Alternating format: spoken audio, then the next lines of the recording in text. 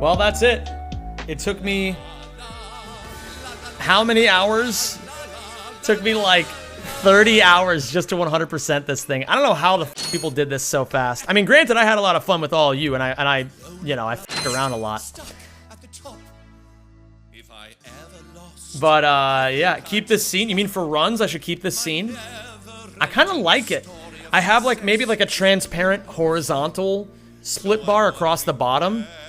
Like, start it, like... Well, I'm gonna move myself. Start it, like, maybe somewhere right around here. And have it, like, run all the way down the bottom of the screen. Have it be, like, transparent.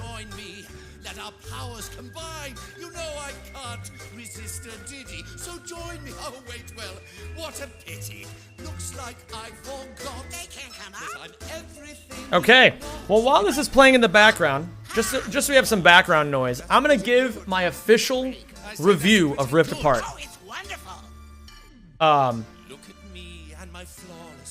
Here, I'm gonna turn this down just a little bit.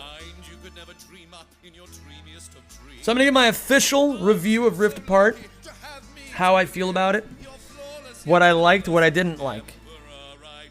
First and foremost, I think this is an extremely refreshing return to form for the series.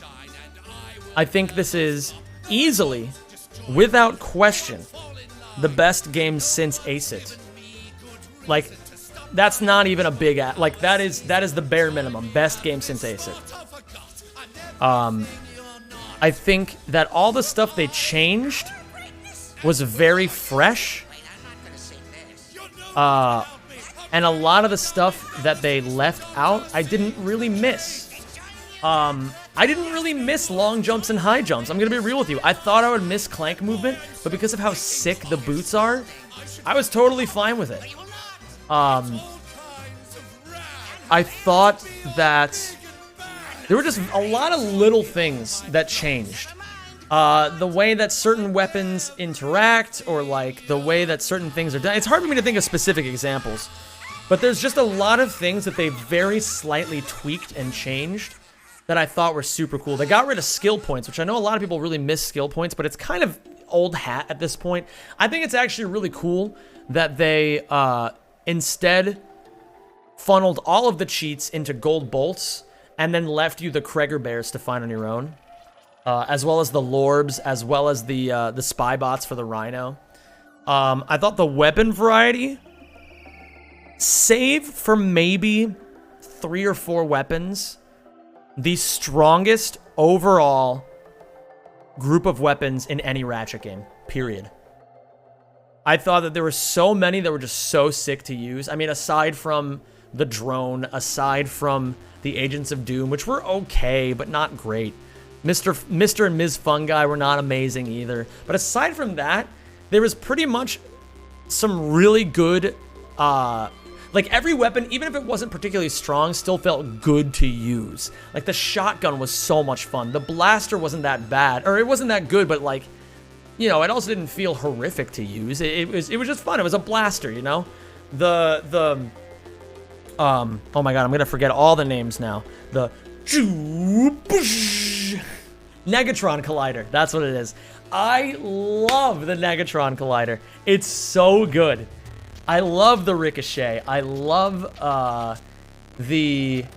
what was the other? The Cold Snap. I love the Topiary Sprinklers. They're all really cool, and there's a lot of creativity that you get to use. The Sniper Rifle was the best Sniper Rifle, in my opinion, in the entire series. I love that they changed the Rhino formula. Normally, they have the Rhino be the crazy machine gun, like the rail gun, that you just... But they finally changed that. They made a dedicated machine gun and made the Rhino something really cool and really thematic to what the actual game is about. It's about rifts, right? It's about dimensional rifts. It sucks things up from another dimension and drops them on you. Maybe that's a bit too much of a spoilers for people, but I'm assuming if you're reading a review, then, you know, maybe that won't be the I don't know, I probably shouldn't have spoiled that, I apologize.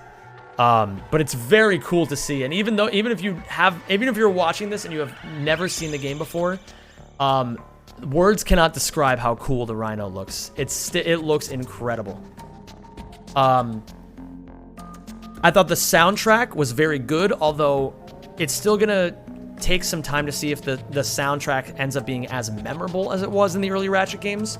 I think in general the soundtrack was like a little tiny bit weaker, but I think the music served its purpose. I think as before, they had a lot of music that was just very cool to listen to in, like, say, Ratchets 1, 2, and 3.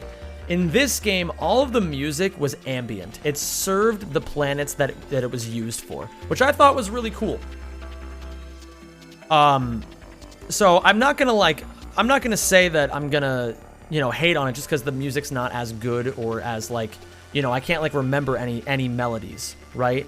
But every single time I heard the music, I was like, oh, that fits what I'm listening to. And so I have no problems with the actual music. I will say this, the one thing that I did have a problem with, and not really that big of a problem, but somewhat of a problem, was that the plot wasn't...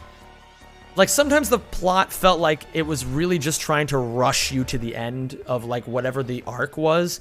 Like, they had the beginning idea, they had the end idea, and then a lot of that stuff in the middle maybe wasn't as well thought out as it could have been. But then again, it's also a game catered to kids.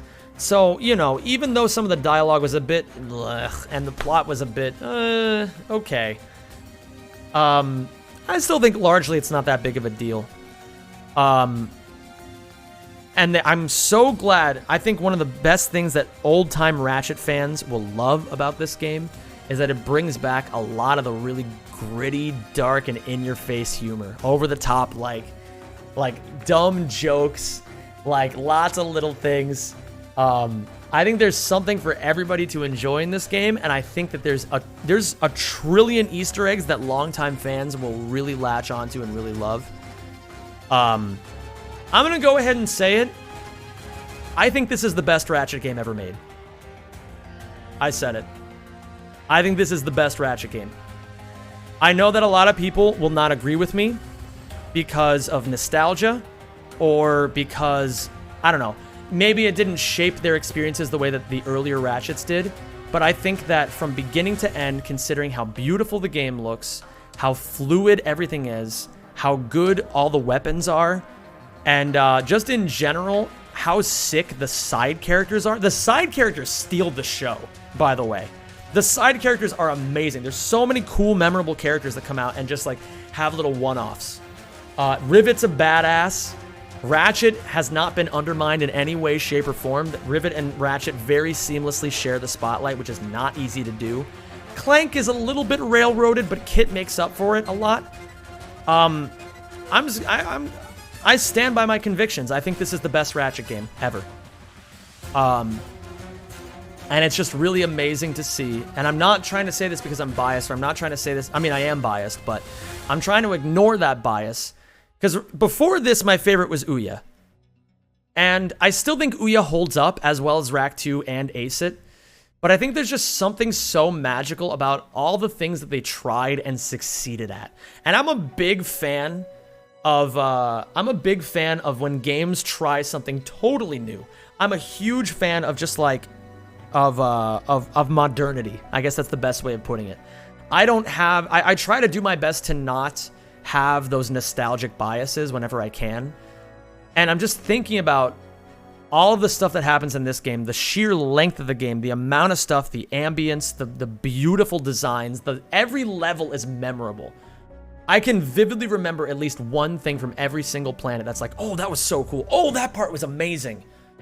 And I think overall, especially the prison sequence is like the most beautiful chunk of gameplay I've ever seen in my life. It looks just out of this world.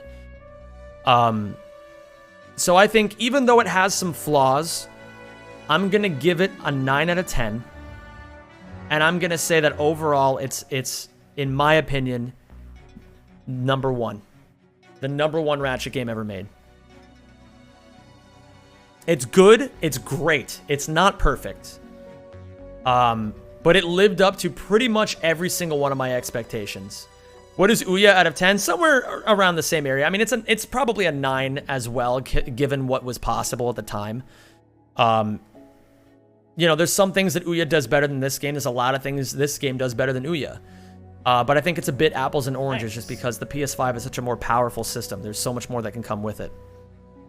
So that's my official review. I'm going to go ahead. I'm going to give it a 9 out of 10. I'm going to say this is the perfect re-entry to the series for longtime fans and an incredible way for new players to dip their toes in the series and see if they like it. Yes, if you're coming into this game expecting OG Trilogy or even ACIT style gameplay, you're probably going to end up being disappointed. But if you just kind of clear your biases and come into this with the idea that this is a fresh Ratchet and they're doing cool new things, you're going to love it. I think you're really going to love it. So that's, you know, not to get too long-winded, I'm going to cut it off here. That's my full opinion on the series, or on this game. So, for those of you who are watching this who have never played it yourselves, I hope you give it a try. I hope you can find a PS5.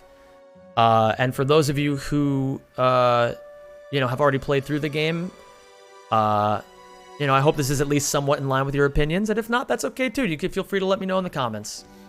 So yeah, thank you so much for watching, and you have a great rest of your day.